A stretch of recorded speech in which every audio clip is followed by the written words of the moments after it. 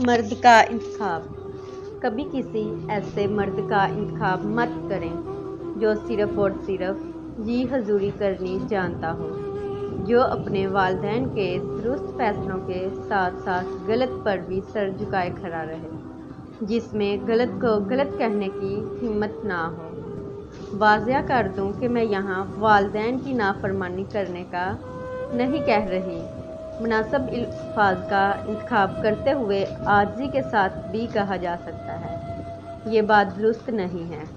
अगर किसी मर्द में इतनी हिम्मत मौजूद नहीं तो वो सारी ज़िंदगी अपनी बीवी को भी बर्दाश्त करते रहने की नसीहत करेगा।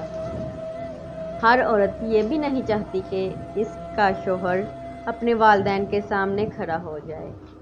बाद औक़ात औरत सिर्फ इतना चाहती है कि शोहर गलत को गलत तो कहे, ठीक है, बर्दाश्त का दर्द से खामोश रहने का बोले, मगर 20 मरतबा बेगम को नसीहत करने वाला कभी एक बार तो इंसाफ करे कि नहीं अम्मा जी, आप ये ना इंसाफ़ी कर रही हैं, अब्बा हजूर ये बात गलत है, या ऐसे नहीं ये बात ऐसे थी।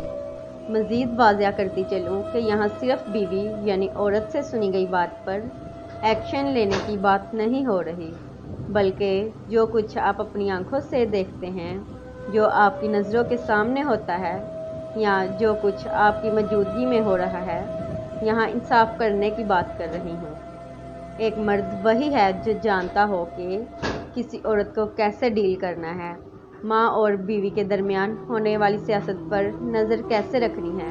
किसी भी औरत की बातों में आने या औरतों के झगड़े का हिस्सा बनने की बजाय मर्द वो है जो इंसाफ करना जानता हो, फ़र्क करने का शौर रखता हो।